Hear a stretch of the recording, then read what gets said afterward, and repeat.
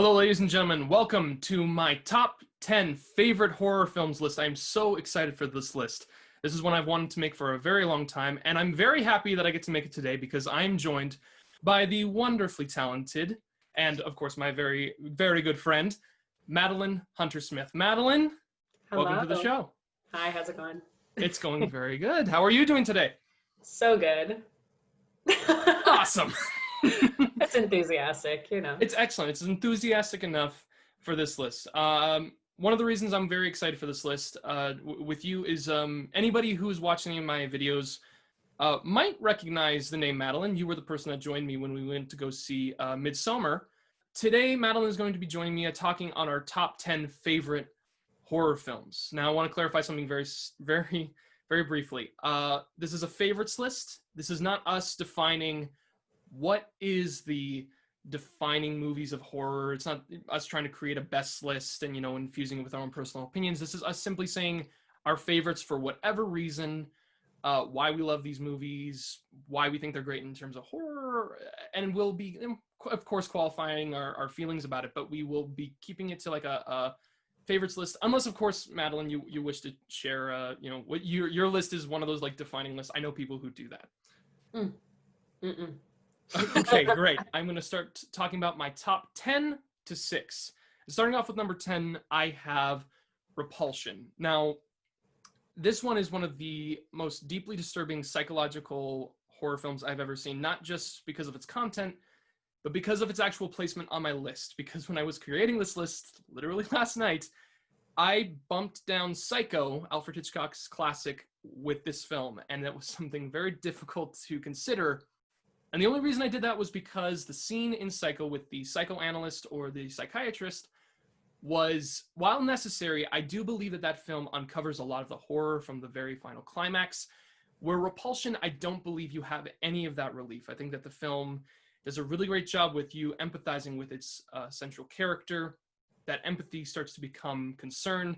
That concern later becomes paranoia until the point where you are in a very difficult position of justifying the horror and not being in support of it. It's a very, very disturbing film, and it is one that has only made made it on my list after watching it only one time. So, very shaky, but I think that the film still qualifies, and I still love it and look forward to it. Number 9 is a very different film for me, and that is Cabin in the Woods. Cabin in the Woods is a movie that, for me, is entertaining from start to finish, and I enjoy it every single time I see it. I look forward to it every time I see it. And I enjoy it not just because it is a great satire of modern day horror films, but it is itself a very effective horror film. And I think that is something to be truly praised. And it's why I still love it to this day. Number 8 on my list is Rosemary's Baby, another film directed by Roman Polanski. He also directed Repulsion. Rosemary's Baby is a movie that I think is something I'm going to talk about similarly on this list in terms of themes and in terms of storytelling elements. It is a horror film, but the film focuses mainly on a family drama where the titular character Rosemary and her husband Guy are trying to get pregnant, which is already a very stressful situation, which is further amplified by the intrusiveness of their nosy neighbors. And the film creates this really great thing, which I think is essential with great horror films, where you yourself feel as stripped psychologically, physically, and mentally as the characters that are going through these very difficult times. It's an amazing film, and I think Roman Polanski proves both with Repulsion and Rosemary's Baby that he was a master of creating difficult situations and amplifying them beyond a standard level of brilliance. Number 7 on my list is Dawn of the Dead from 1978. Quick side note, back there I have the Ultimate Edition for Dawn of the Dead. Is the most expensive DVD I have. Many people who have seen my videos will know that I put it on my number 1 film that inspired me to pursue filmmaking and film acting. To me, Dawn of the Dead is also a film similar to Cabin in the Woods. It's not really a scary movie. In fact, it's very comical and quite ridiculous at times, but I think that it does something that many horror films fail in times, and it's creating this multiple different tonal shifts.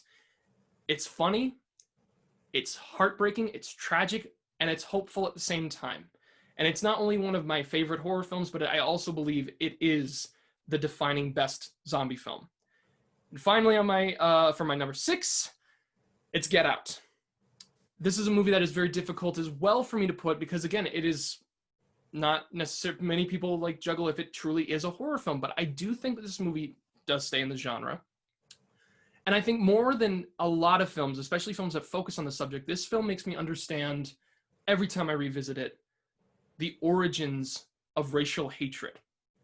And understanding how I, as somebody, can connect with somebody who is facing these dilemmas. And understanding where that hate comes from and understanding where the fear comes from, I think that's a very, very difficult act to commit. And I think this film walks a very tight rope, but it does it beautifully. It does it perfectly, and it qualifies on my list. Right on. Excuse me. Number 10 for me is a classic. It's what inspired me in actually one of my more recent projects to pursue a kind of found footage avenue. It's the Blair Witch Project. I feel like lots of people dunk on this movie. I am not one of those people. I think it is a very valuable cinematic experience, and it was completely unheard of their marketing strategies at that time because the internet was so new. So I think they used what they had and they used it beautifully, and now we have this very iconic piece of horror cinema that I still love to this day. Number 9 is actually not traditionally a horror film, but I find it pretty scary. It is The Killing of a Sacred Deer. I believe the director is Yorgos Lanthimos. He also did The Favorite, which is an excellent movie. But Killing of a Sacred Deer is basically a modern retelling of the Iphigenia myth. And it's psychologically stressful. I was white knuckling the whole time. Definitely worth a watch if you like feeling uncomfortable for extended periods of time. It's also a family drama, which is beautiful. Number 8 for me is The Invitation. This is directed by Karen Kusama. It is a dinner party story with so many layers. I think dinner parties are a great way to start conflict. And this movie does that very well. I don't want to give too much away because you really don't see things coming. Again, it's not traditionally a horror movie, but the tension and the fear of the unknown is certainly present in this movie and definitely worth a watch. Number 7, It Follows. It's a classic. It's from 2014, so I don't know how you personally define classic, but for me it's a classic. It's iconic. I remember the first time I watched this film, I hadn't been scared by something in a very long time because I'm kind of desensitized to a lot of stuff, especially contemporary horror. But this movie scared the hell out of me. And I remember, I've only seen it once because I was so uncomfortable. I couldn't watch it again. I would love to, maybe one day. And number 6 for me is Ari Aster's debut, Hereditary. Again, another family story. I love everything about this movie. I can't really justify why it's in number 6 because I do love this movie dearly. I went into it, I saw it in theaters and I went into it thinking, oh, it's going to be a family drama. And yeah, again, it is a family drama. I had no idea what it was about, and I'm so glad I didn't. At this point, everyone knows, but if somehow you don't know what this movie's about, don't look it up. Just watch it. No, that's excellent. Though that's excellent. Actually, I do want to say I agree with you on Blair Witch. That's a film that I've heard many times people say that they do not like. Close people in my life, mostly because it makes them dizzy. But I do agree with you. That is a scary film, and it's a very real scary film where you don't see a lot, and I like that. Number 5 on my list is The Thing from 1982, directed by John Carpenter. The Thing used to be what I considered my favorite horror film because it's got everything I love. It's got Really great action moments. It's got kind of a lightheartedness, even though it's got amidst the great deep fear that goes around in this movie, the uncertainty in this movie. It has later gone down, but the reason it still stays on my list is just for the sheer power that there is in the practical effects. And I don't think that that's just simply dismissing it, because I don't want to make that a dismissive, oh yeah, practical effects are great. I think what qualifies this film to be so brilliant is that they created an actual living creature with these effects. And so many times when I see brilliant makeup artists from, the 80s, they were able to make extensions of human characters. You think about like an American Werewolf in London, or you think about The Fly. It creates this. There's a brilliant extension of like, oh, you're seeing the human being take on these roles, and that's kind of what makes it scary, but also what makes it impressive. They created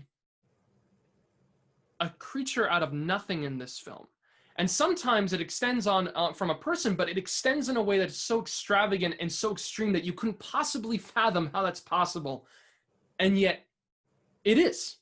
It's present, and you're seeing it take place in the film. And that's part of what makes it so incredibly impressive. And sometimes the impressive, I'm like, oh, wow, they did that? And that's amazing. And it takes me out of the fact of like, oh my God, that man is being eaten by a monster that's coming out of a man's chest. This is a very difficult topic to bring up, but I do think it is something worth bringing up for myself personally. One thing I find very difficult, and what I've been finding difficult now, is movies that focus on a single gender being isolated in an area. And a lot of people, I think, have this aversion to something like that. But for something, for example, like 12 Angry Men, which is a classic, and with this movie, I think the fact that it is an all-male cast creates this very different level of fear.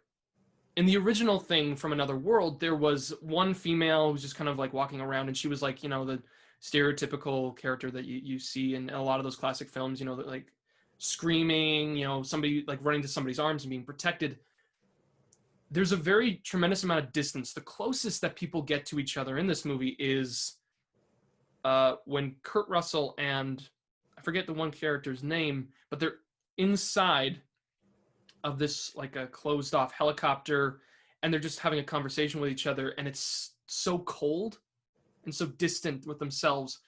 And that distance, I think, really works in the film, and you feel that with everybody. Even when they get close, you're always feeling this sort of tension of closeness. And I really think that helps with the film on a deeper level, as opposed to just simply being a shocking horror film. It's still terrifying to this day when I watch these effects, but it's still a movie I come and I look forward to watching and sharing with people. My number 5 is Goodnight Mommy. In Austrian, it's Ich sehe, ich sehe, which translates to I see. And it is a story about these twin brothers and their mother living in this big empty house as their mother comes back from facial surgery. And they are battling with this recognizing her but not recognizing her, and eventually paranoia sets in. I just recently watched this movie, and I don't know what I was expecting, but it wasn't this. A lot happens, and the story is beautifully told. I am a sucker for stories about motherhood. I think motherhood is genuinely one of the most terrifying things in human experience, literally having to raise another human being and hope that you don't screw it up. That's stressful inherently. And this movie really capitalizes on that. It capitalizes on the relationship between these boys and someone who is supposed to love them. And it also has a lot of undertones of like mental illness and identity crises. And I think that's really important to see, especially in women, where it's often hyperbolized in film. So I love this film. I think the ending is one of the best twists ever, which is bold to say. But this movie does have a special place in my heart. My number 4 film is The Haunting from 1963. Now, this is a movie that was directed by Robert Wise. Many people might know him for West Side Story and The Sound of Music. This is a very different movie, but in the same time, it's not. This is actually a movie that has grown on my list throughout the years. I think about like 3 years ago, it was like at number 20, something like that. It was very low before because I just wasn't, I don't know, there was something that wasn't genuinely scary about it. Then moved up and moved up, and now it's at number 4 because seeing it again, I realized that there is a very incredible character study in this film with the central character of Eleanor, who the film is truly about. This is a woman who's deeply troubled with her own personal, I don't know if the word is demons, but it's very much, she has a lot of this like really traumatic history where she herself feels like a failure, where she herself feels like a disgusting person. And she is put into a position where she believes that she will be free of her mundane life. However, she goes into a place where that kind of mentality and that kind of feeling about yourself is exposed, and it can start to manifest in ways that maybe it's not manifesting, or maybe it is. And that's what's so brilliant about this film. The opening and introduction to Hill House, which is the house that they stay in, and I should clarify, the characters in this movie are going to this house because they are invited by a scientist who wants to do like a sleep study or study of the supernatural. And the very opening sets us up to introduce all of the history of Hill House. And none of it is necessarily, I will say supernatural, but it is scandalous, it is sensational. And when we're bearing witness to these events, there's nothing truly, I will say, again, horrific about it. Because you're not really witnessing the pain of these people. You're more seeing the result of either their traumas or of something that was building up. And that is what's so cool about this movie, is that with Eleanor, you're starting to really understand the pain of this person. And so you kind of connect that to the people who died before. And as she's kind of wandering through and feeling all this fear and hearing things with other people, you're starting to connect the dots as to how something like this could have happened. And you're very much terrified that this could happen to her. And everybody else in the room is doing it in different ways. There's a character named Theo in this film. And she's kind of this psychic. And she's constantly picking and prodding at Eleanor for whatever reasons. Maybe it's because she sexually attracted to her. Maybe it is just a disgust for her naivete, or something is causing her to keep picking and peeling layers of her until it becomes so frustrating. And we're asking, why would she do this? And even when we get answers, it's never satisfying in terms of justification as to why somebody could do such a thing. But when we start to understand this protagonist of Eleanor, we are really on this ride of fear and a really gothic atmosphere. This is a movie that I just honestly want to watch all the time because of its score and because of the setting involved in the filmmaking which it takes place. Yeah, if you haven't seen The Haunting, watch this film. Do not watch the remake. I haven't seen it. I've heard terrible things. And from my knowledge of films from the late 90s to the early 2000s that remake classic films like this, I'm not looking forward to that watch. It's going to be like a hate watch or something like that. Yeah, hate watch can be good. It really can. It can be informative. It really humbles you. Yeah, that's true. Speaking of the Gothic, number 4 is The Lighthouse by Robert Eggers.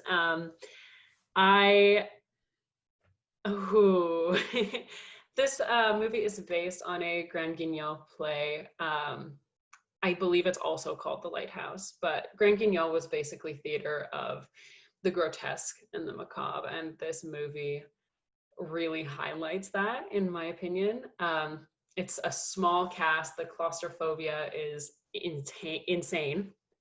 I believe there's only 4 or 5 people total that you ever see on screen. Robert Pattinson and Willem Dafoe do incredible jobs playing off of one another, and you don't really know who to root for even when the movie ends. And I think that's very important for interesting storytelling. I think it's important for people to either make an opinion really strongly, really quickly, or kind of just get tossed by the waves and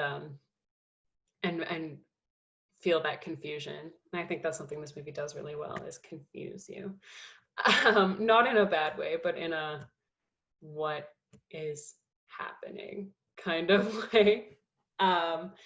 Again, you don't see things coming, so don't go into this movie with expectations if you haven't seen it. It is shot with a small aspect ratio, so I think that's really interesting. It's not something we see often in modern cinema, and it's all in black and white, which really, really helps the aesthetic of this film. It's like wet, it's slimy, it's dingy, it's again claustrophobic, and the shadows and the aspect ratio of the actual frame itself really, really highlight that. Yes, I love this movie.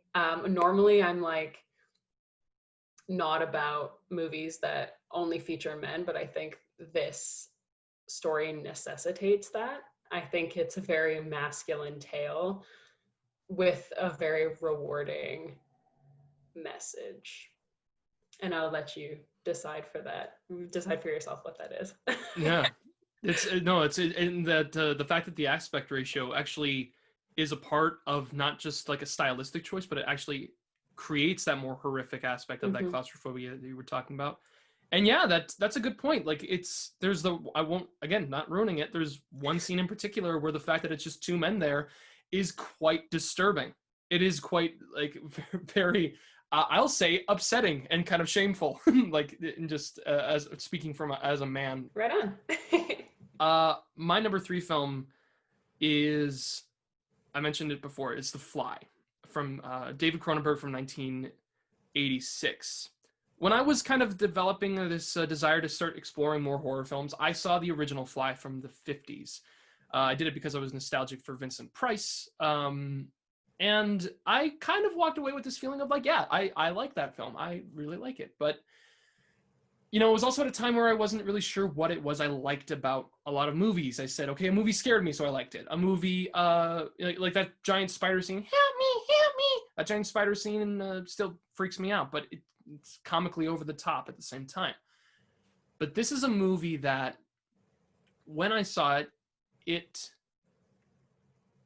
difficult to describe. It is a very tragic film, but it's a tragic love story.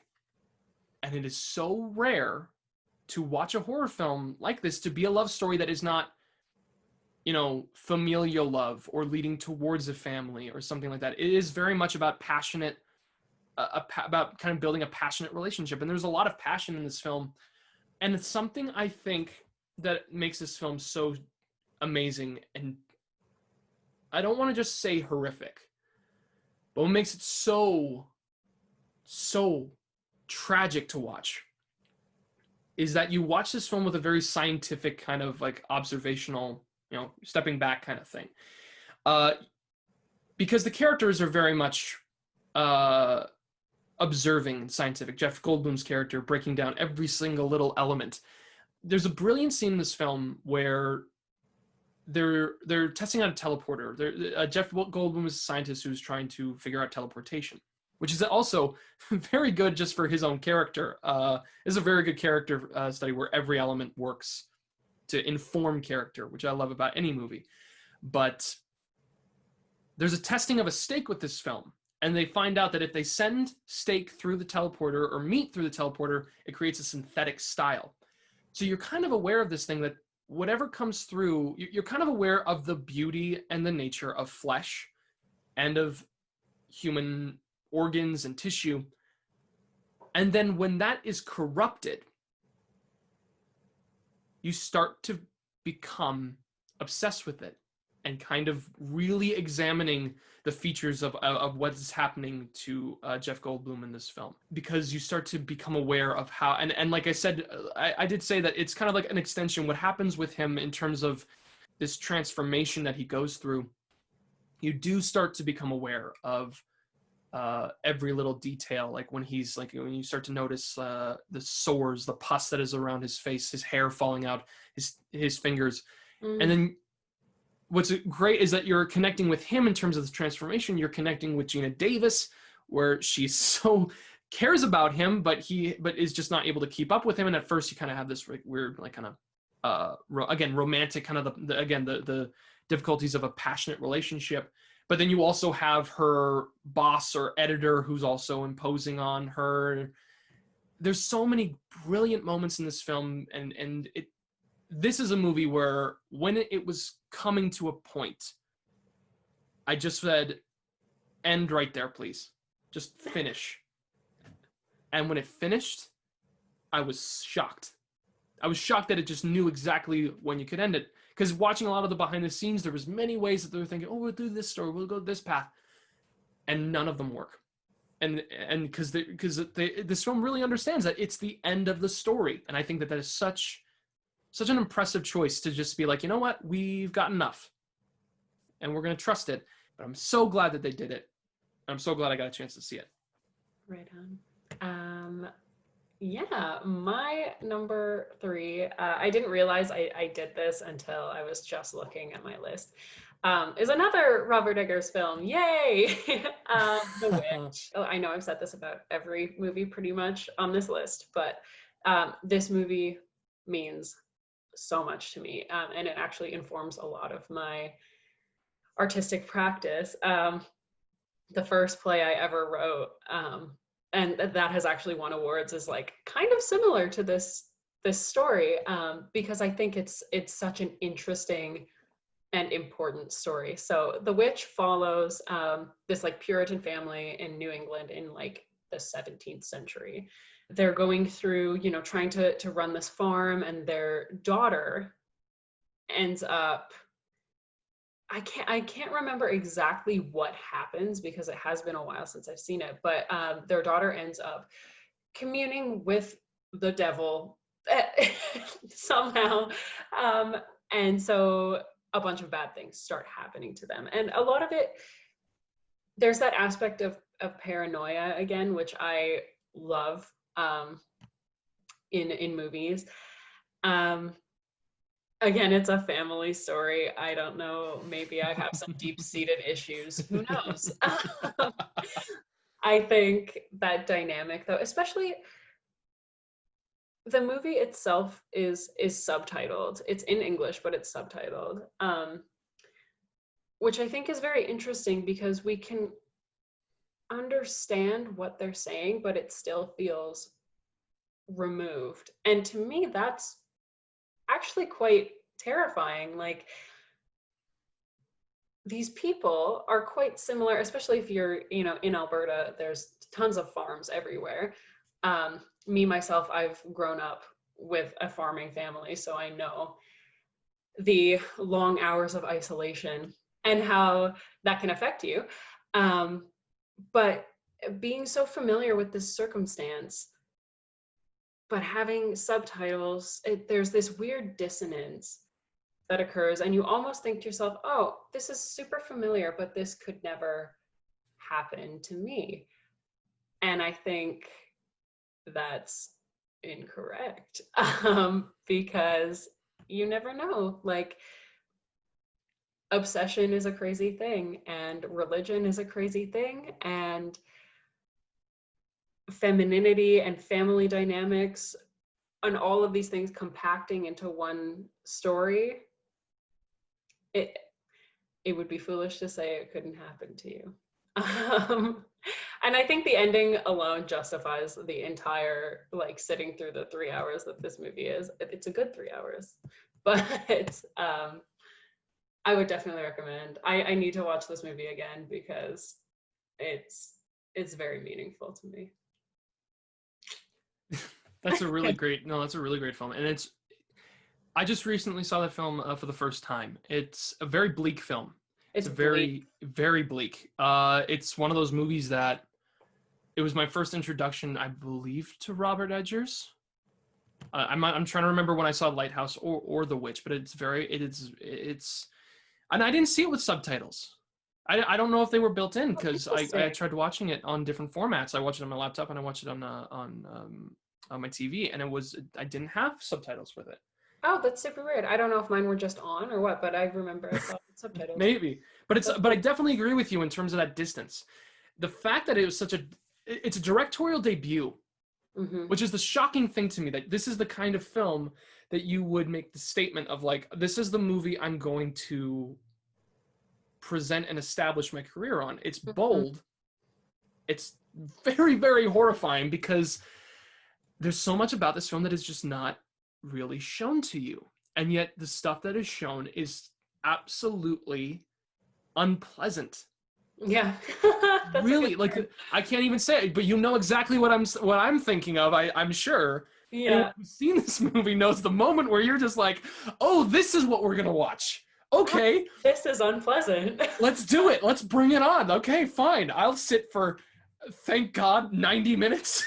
Oh, is it only 90? Oh It's my God. only it 90 felt minutes. like eternity. It did. It really did. I actually, I had to step away. Not because I had to step away. Like, sometimes I will watch a movie very late at night. And I put this one very on late at night. Like I did it with Candyman recently too. That's a mistake. That is a mistake. Because once you see something, you're like, yeah. And I walked away. I think it was like for 2 days before I said, you know what, I'm going to finally finish that film.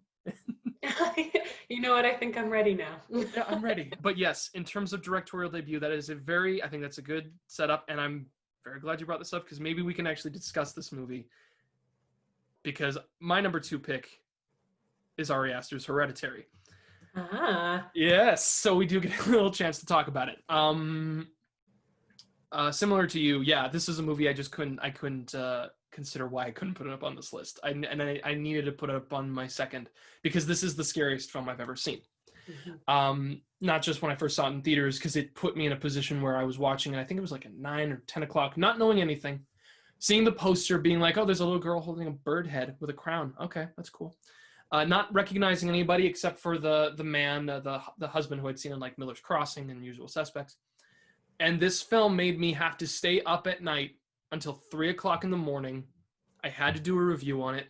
I had to put it on my best of list. I had to put it on my favorites list because this is a movie that just stays with you once you see it. And I know so many people who just laugh this film off.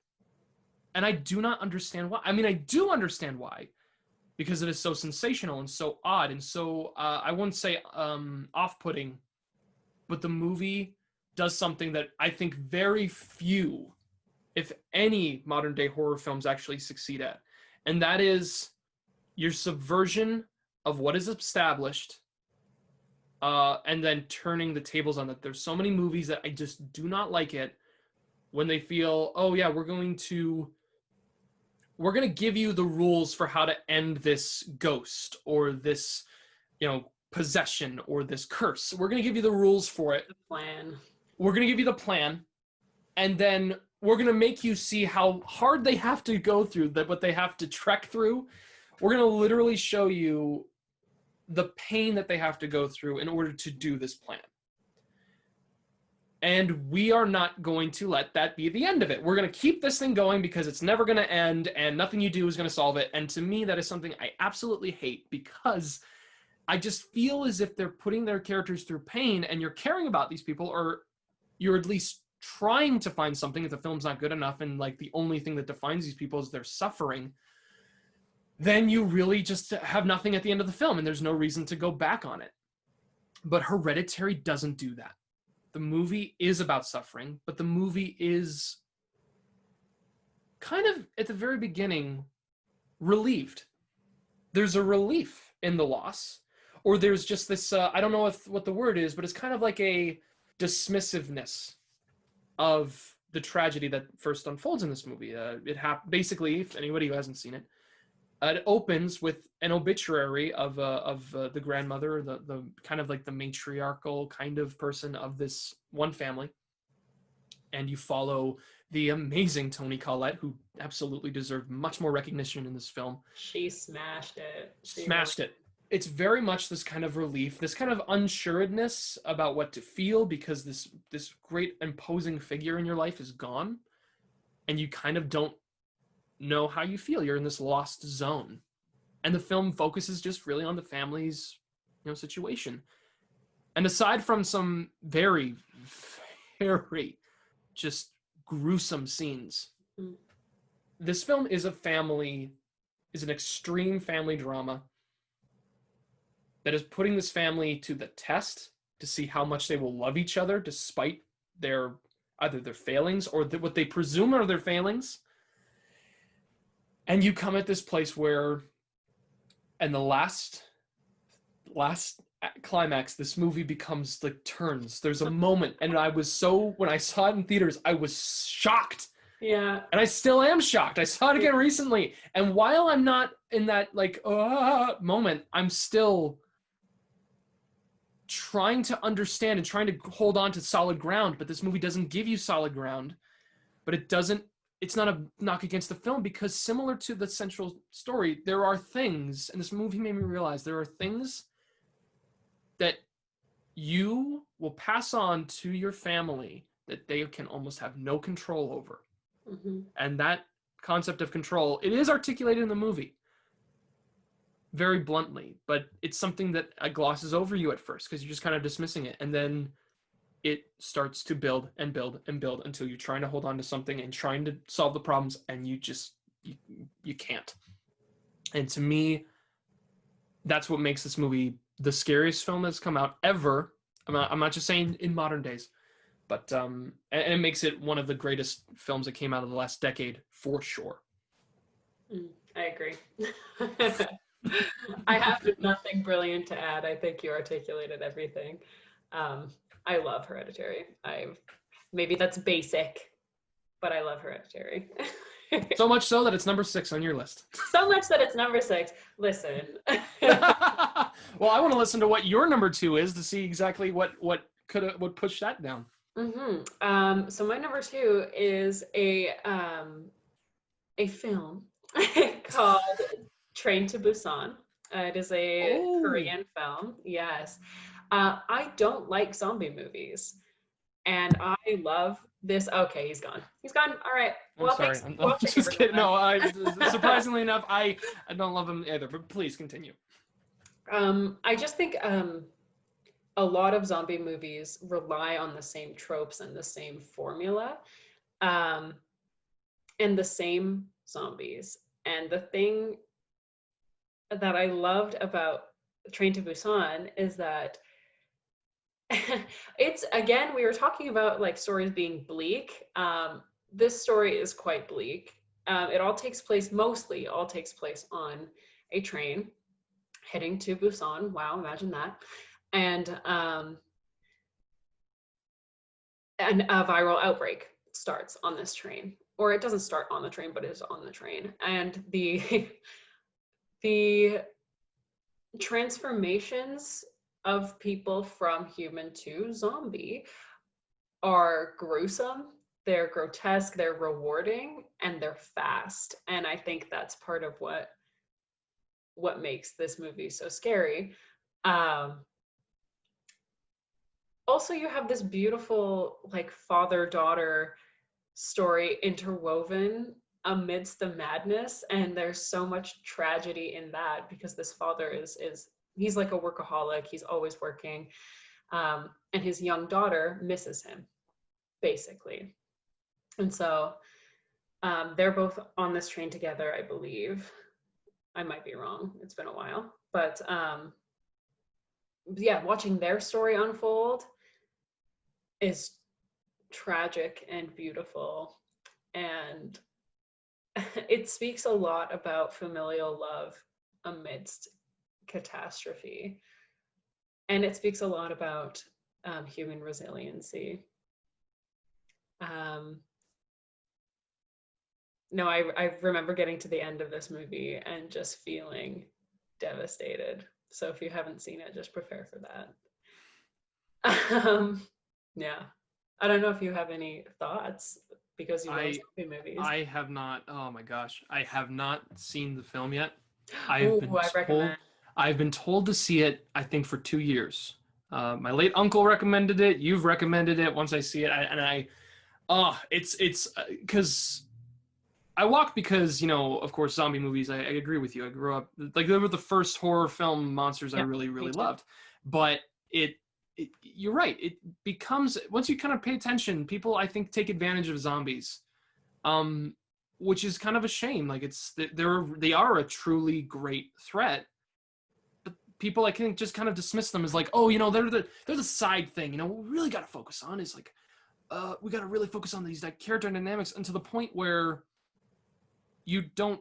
I guess I don't know. I guess Walking Dead kind of does it really well, where they focus on how the zombies become less of a threat, but I don't know, even they start to kind of lose themselves a little bit because they're focusing on people who don't matter, I guess. And I don't know, that's kind of my always fear of going into zombie films. They'll either make it about the gore and the kills, or they're going to make you focus on people who do not matter. And they're just using zombies as an excuse. So I completely understand not being a fan of it. And if you are not, I highly recommend you watch Dawn of the Dead from 1978, which I think is pretty well. Yes, of course.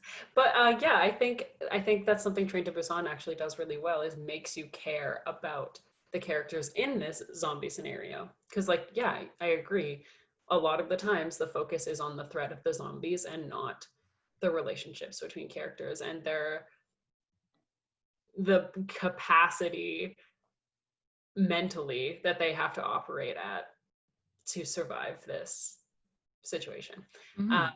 but yeah, I think that's something the film does really well, and it really makes you care. Okay, now now we're gonna get into the top one, and this one, I mean, I really don't have much of a segue to it, so I'm just gonna say it. Just do My number one. I'm just gonna say it. I'm just gonna do it. My it. number one favorite horror film is The Exorcist, and this one is. I don't know the proper way to approach this because there is so much to talk about with this film. I do not want to take up all the time. I've grown up in a religious household, and I've grown up in a home that is very connected with religion. Myself, I'm kind of again loosely connected with my religion. I'm always fascinated by it, but in terms of living my life by the Bible, living my life by this, it's not necessarily my life. I don't believe living your life by a book helps you. I think that it can inform you, but I don't think it necessarily is what you should do. However, I do completely understand and relate to and just I don't know what the proper word is, but that the fear of an all-powerful evil entity existing and entering your home and you having no idea what it is, and this idea that it is this, and it's not like it's a mundane thing. It's not like it's a thing that's going to gradually over time, get worse and worse and worse. It is bad the second it comes into your life, and it is bad throughout, and it's just continually trying to fight to keep a hold of you. That is something that I believe is very real. And that's just the horror element of this in terms of just the devil being in this film. The fact that it attaches itself to a young girl, and I know we see this all the time. I know there's so many, the possession of this movie, the possession of this film, the house is haunted because there's a monster here, blah, blah, blah, blah, blah, right? Not with this movie. Because it is not filmed in a way that is going to show you the devastating, oh my God, there's dark shadows. Of course there's something evil there. You see a little girl in this film in the broad daylight flopping like a book, opening in and out completely from head right down to her toes. You see her flopping up in the daylight as books are flinging everywhere. You see her head rotate 180 degrees like an owl and speaking a vocabulary that no child at that age should be able to speak, especially towards their parents. So I got a conversation with my mom, the difference between just saying a curse word and cursing at somebody. The religious oh my God, of when you see what a crucifix is used for in this movie, when you see a monument desecrated, when you see a little girl and her mother having no idea what's going on go into a hospital and you see blood be poured out of her neck, when you see a swirling mechanical thing be around her, you see doctors grabbing hold of her, you see this entire, when you see scientists just casually express, hey, you ever heard of an exorcism? Just casually bring that up as if this is something that it's not even like it's sensational. The very act of what goes on is just something, yeah, it's like a mundane day-to-day thing. And yet there is such a ritualistic quality about this movie. The brilliant characters of Ellen Burstyn, incredible in this film, and the man who plays Father Karras, never acted before in his life, I believe. He was a playwright. But he's perfect in this film. The scene in which he's talking to Ellen Burstyn constantly, they have a personal relationship before. He doesn't just insert himself in the life of this woman. He's just, casually there. And she then comes to him for this guidance. And then you have Max von Sydow, one of the greatest Swedish actors, playing a role that is so incredibly difficult. You feel that this man has faced evil before. And you feel as if he is preparing for this evil. And the iconic shot that you see on the posters, there's so much in this film that is just rich with evil. But, and I think this is the thing that needs utterance, and this is what I was talking about with Hereditary, where that film offers you very little hope. This movie does give you hope. And it's something that I think is very difficult for anybody to do. And it's not the cheap kind of hope. It's not the kind of thing that makes you say, oh, but everybody's going to be okay. We're all friends. It makes you question if hope is even possible. If there is goodness that can even happen. What possible good can come out of this nightmare that has occurred to this family? And then one person makes a choice. And that choice, again, is painful, is horrific, is shocking. But it earns it's basically the choice that they make to help these people see that there can be good. And that is so hard to do. It's essentially like in Get Out, where you see for a moment that, Chris, he's all bloodied and covered in blood. And you see police lights come all of a sudden. It's that moment where you're like, no, you cannot do this. And then you pull it off tremendously. You get it in a lot of the films that I talk about here and I've shared. It's in Rosemary's Baby. It's in Dawn of the Dead. It is absolutely in The Exorcist. And it's, even to this day, when I question if it's really like the scariest horror film, like the scariest film of all time, I do think Hereditary has taken that. But I cannot say that it has taken the place of my favorite horror film. Sweet. Yes. I can tell you're very passionate about The Exorcist. I'm going to reveal something. I've never seen it. And he's gone again. I've never seen it. I've thought about it many times, but I've never watched it. And I think I will. Might I ask you, Mm-hmm. what is something that you can say that maybe if you feel comfortable or just something, what is the thing that hasn't brought you to the film? What is the thing that you just have not gravitated towards it for? I think,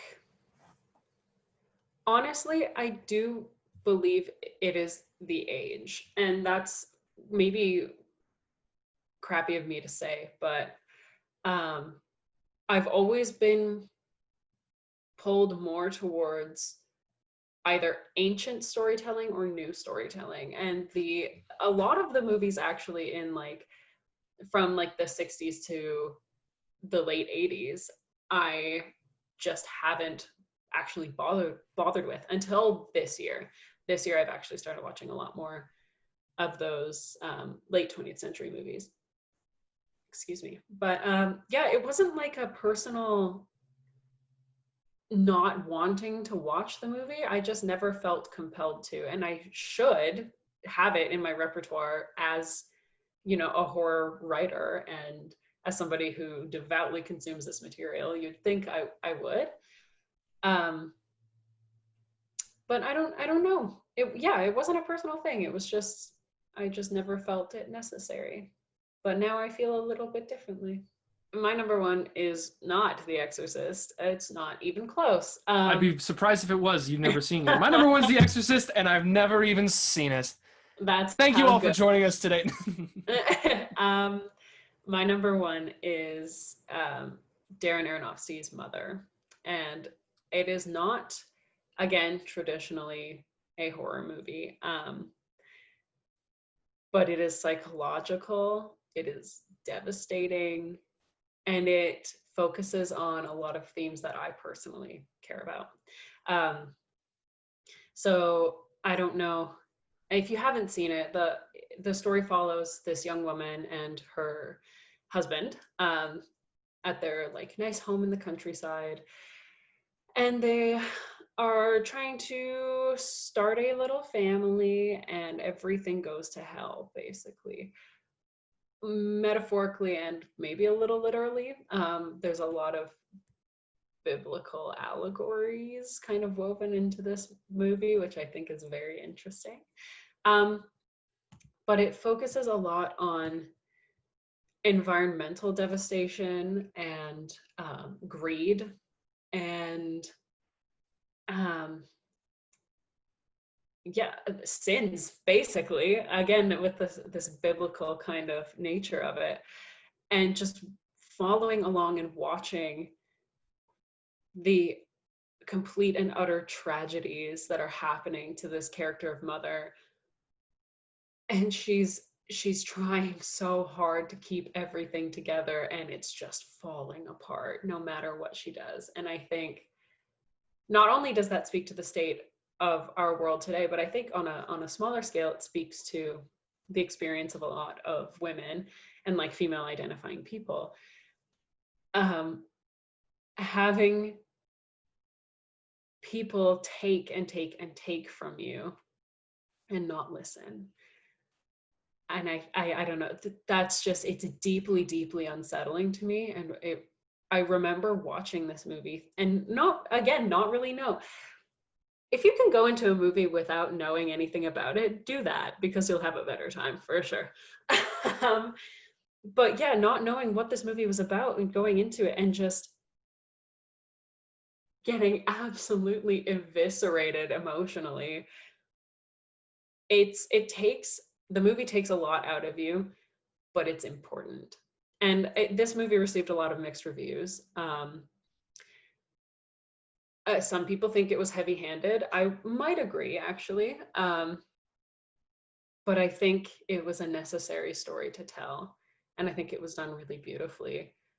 Because even to this day, this movie came out, I think, in 2017. And even 3 years later, I still think about it. And I think that's the mark of a good movie, is if years can go by and you still remember images and themes and just the how it made you feel.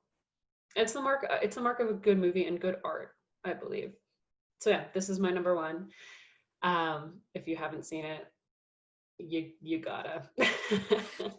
Madeline, thank you so much. Yeah, thank you. Thank you so much for sharing your favorite list with me. That's a very interesting film. There's a lot of films on there I have not seen, that I have seen that I've walked away with a much better, I guess, I don't know, of articulation, or kind of going back and thinking about them, being like, oh yeah, this is kind of cool. I definitely want to watch Blair Witch again. Yeah, no, I have to thank you so much for being here today, and for taking the time to the pains to make the list. It's very hard. Yeah, but yeah, but is there anything that you would like to plug that you're doing, anywhere that you're comfortable sharing, if people could like follow you or support you in any way? Yeah, if you want to follow me, my Twitter handle is at Madeline H. Smith, Madeline. And then my Instagram is at Madeline Hunter Smith, I believe. I just changed it, so it could be that. You can find me. And I don't have anything to plug right now. All of my projects are in development, so Excellent. You can follow me and stay updated. That's perfect. Well, I'm going to do that because I'm not actually currently following you, I don't think. But I will be sure to do that. I mean, you guys know me. This is my big thing. So, I mean, yeah, subscribe to my channel. If you want to follow me on Instagram, that's the only thing I'm on. That's at mailbackwards65. And that's everything, guys. Thank you so much for joining us today. And as always, take care.